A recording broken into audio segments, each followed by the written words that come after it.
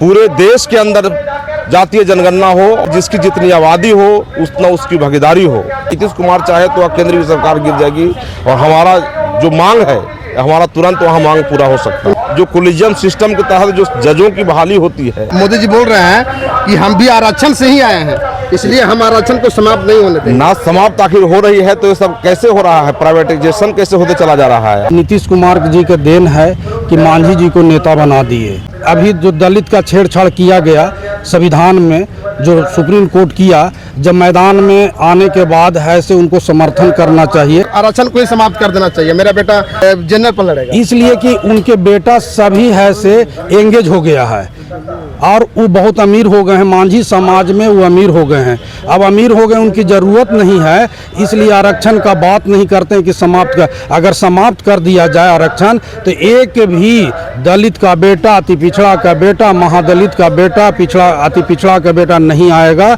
अल्पसंख्यक का बेटा नहीं आएगा। और राजद के नेता जो है पूरे बिहार में जातीय जनगणना के खिलाफ में जो है धरना प्रदर्शन दे रहे हैं। तो आज देखिए हमारे बीच में यहाँ पर मौजूद हैं, यहाँ पर राष्ट्रीय जनता दल के नेतागण यहाँ पर मौजूद हैं, बातचीत करने का प्रयास करेंगे। विरोध में जो है ना धरना प्रदर्शन कर रहे हैं, आगे क्या करना है आप लोगों को? बहुत बहुत धन्यवाद इस चैनल के माध्यम से आपको मैं देना चाहता हूँ कि पूरे बिहार के अंदर में, पूरे ज़िले में सब जिला मुख्यालय पर एक दिवसीय धरना दिया जा रहा है।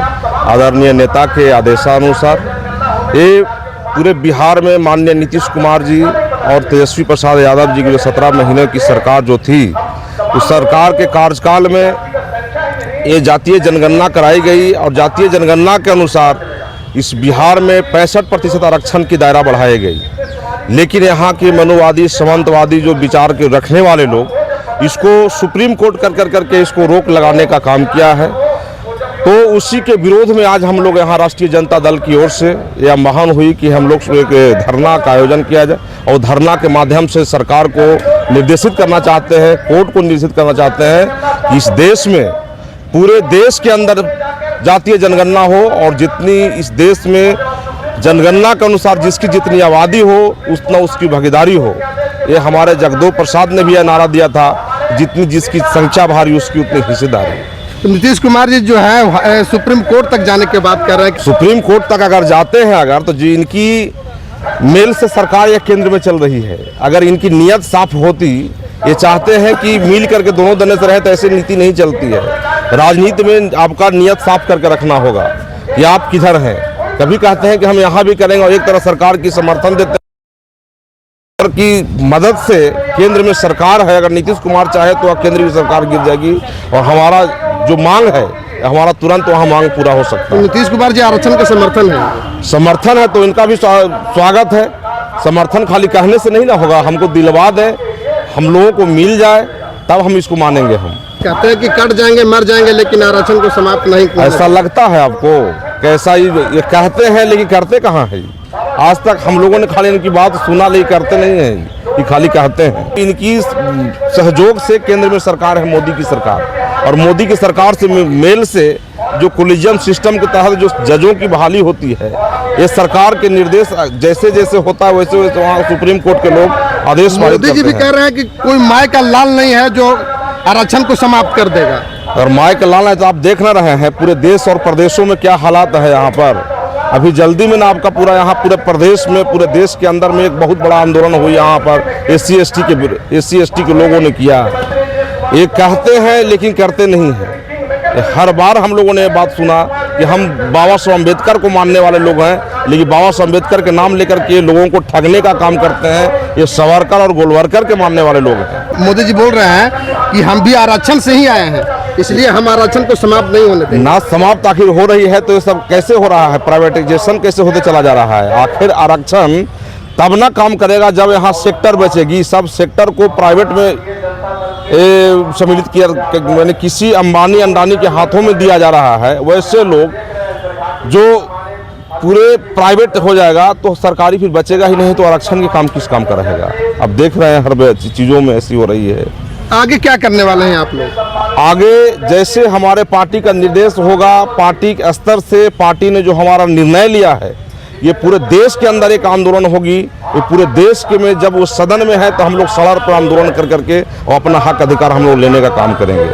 सर, भाजपा के लोग बोल रहे हैं कि जो जिसका भारत में रहना है उसको राम कृष्ण के जय बोलना होगा, नहीं तो भारत छोड़ देना होगा। देखिए, यहाँ संविधान से चलता है।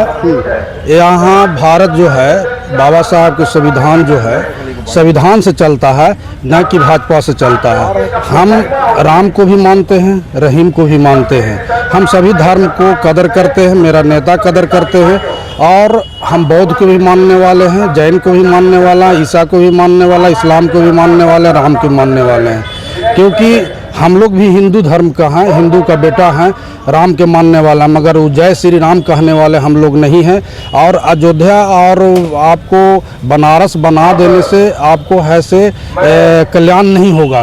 जब तक बेरोजगारी दूर नहीं होगा और बेरोजगारी दूर होगा तब है से आपको भारत विकसित राज्य, विकसित देश बनेगा, और नहीं तो ऐसे नहीं बनेगा।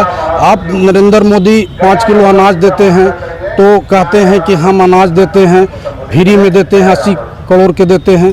तो 80 करोड़ का फ्री में तो हेल्प कर रहे हैं गरीबों को। हाँ, गरीबों के हेल्प कर रहे हैं, मगर ये नहीं कि 5 किलो देकर और उसी का व्यक्ति अगर किसी सामान लेवे जाता है तो उसको बैट लगता है, 18% लगता है। तो 18% अगर हम वहाँ देकर हम जाते हैं तो हम 5 किलो अनाज हम अगर ये है तो अनाज लेकर भी है से क्या हम ये है। अगर गरीबी और बढ़ा रहे हैं, अगर इसी जगह पर फैक्ट्री अगर खोल दें तो आज के बिहार, आज भारत विकसित है। क्योंकि भारत जो है से पूरे दुनिया में कहा जाता था कि सोने का अंडा देने वाला भारत है। मांझी जी तो कह रहे हैं कि गया में फैक्ट्री लगने वाला MSME के तहत। देखिए, मांझी जी नेता जो हैं, आज नीतीश कुमार जी के देन है कि मांझी जी को नेता बना दिए। आज वो क्या करेंगे? अभी जो दलित का छेड़छाड़ किया गया संविधान में, जो सुप्रीम कोर्ट किया, जब मैदान में आने के बाद है से उनको समर्थन करना चाहिए। ठीक है, मंत्री रहे तो बोल रहे हैं कि आरक्षण को ही समाप्त कर देना चाहिए। मेरा बेटा अब रिजर्वेशन सीट पर नहीं लड़ेगा, जनरल पर लड़ेगा, इसलिए कि उनके बेटा सभी है से एंगेज हो गया है और वो बहुत अमीर हो गए हैं। मांझी समाज में वो अमीर हो गए हैं। अब अमीर हो गए, उनकी ज़रूरत नहीं है, इसलिए आरक्षण का बात नहीं करते हैं कि समाप्त कर। अगर समाप्त कर दिया जाए आरक्षण तो एक भी दलित का बेटा, अति पिछड़ा का बेटा, महादलित का बेटा, पिछड़ा, अति पिछड़ा का बेटा नहीं आएगा, अल्पसंख्यक का बेटा नहीं आएगा। पहले कांग्रेस के ज़माने में, उस समय ज़माने में एक भी हमारे IAS, IPS, BPS, doctor, engineer नहीं थे।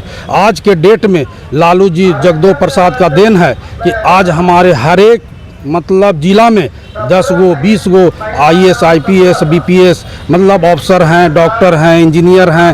तो आज ये लालू जी का देन है और हमारे जगदो बाबू का देन है, कर्पूरी ठाकुर का देन है। तो इस चलते हम लोग भाजपा RSS का, RSS भले ये अति पिछड़ा का बेटा नरेंद्र मोदी जी हैं, अमित शाह हैं, मगर वो अति पिछड़ा का बेटा नाम का है। वो RSS जो है से पार्टी चलाता है इनको, और जो कहते हैं वही करता है। ये 10% वाले पार्टी चला रहे हैं और दलित और पिछड़ा, अति पिछड़ा से वोट लेते हैं और कहते हैं कि मैं तुम्हारे साथ हूँ और तुम्हारे साथ रहूँगा और संविधान नहीं छेड़छाड़ करूँगा। अगर 303 था 19 में, आज है से 240 पर आ गए। तो 240 पर अगर अच्छे काम करते तो 303 से आप 320 हो सकते थे। 303 से है से 240 पर कैसे आ गए? तो आ गए। अगर थोड़ा सा इंडिया गठबंधन अगर सचेत हो जाता तो आज हमारे सरकार हो जाती, मगर सचेत नहीं हुआ। इसके चलते है से हम लोग सरकार से बेदखल हो गए, केंद्र सरकार से, और नहीं तो वहाँ तक हम लोग पहुँच गए थे, 240 तक पहुँच गए थे। हम लोग को है से 32 गो सीट ज़रूरत था। क्या कहेंगे सर, रिजर्वेशन के चलते आप लोग धरना प्रदर्शन दे रहे हैं, लेकिन यहाँ के जो दलित समाज के जो नेता हैं वो बोलते हैं कि रिजर्वेशन को ही समाप्त कर देना चाहिए। चैनल के माध्यम से आपको बहुत बहुत धन्यवाद। जो बोल रहे हैं उनको तुरंत, जो अभी आरक्षण से उन्होंने MP बना है, मंत्री बना है, उनको त्याग पत्र दे देना चाहिए था। देने के बाद वो जनरल सीट से लड़ के बता दें कि वो हाँ, तो कह रहा है कि अब हमारा बेटा जो है वो जनरल सीट से चुनाव लड़ेंगे। नहीं लड़ेंगे न, उस सीट खाली करके फिर लड़के हमको बताएं कि वो जीत जाते हैं कि हारते हैं। ऐसे कहने से नहीं चलेगा। फायदा के लिए भाजपा सरकार के समर्थन में वो हैं, उनको वहाँ से फायदा मिल रहा है, इसलिए उनको बोल रहे हैं कि आरक्षण समाप्त होना चाहिए। तो चुनाव क्यों लड़ते हैं? उनको इस्तीफा दे देना चाहिए। इस्तीफा दे के गरीब का बच्चा वहाँ लड़े, वो आरक्षण का फायदा लेगा। वो जनरल में लड़ के बताएं कि वह जीतते हैं कि हारते हैं, उनको पता चल जाएगा कि आरक्षण रहना चाहिए या नहीं रहना चाहिए। तो प्रतिक्रिया कमेंट बॉक्स में जरूर दीजिएगा। यदि आप फेसबुक पर देख रहे हैं लाइक कीजिए, कमेंट कीजिए, शेयर कीजिए, यूट्यूब पर देख रहे हैं सब्सक्राइब कीजिए। जय हिंद, जय भारत।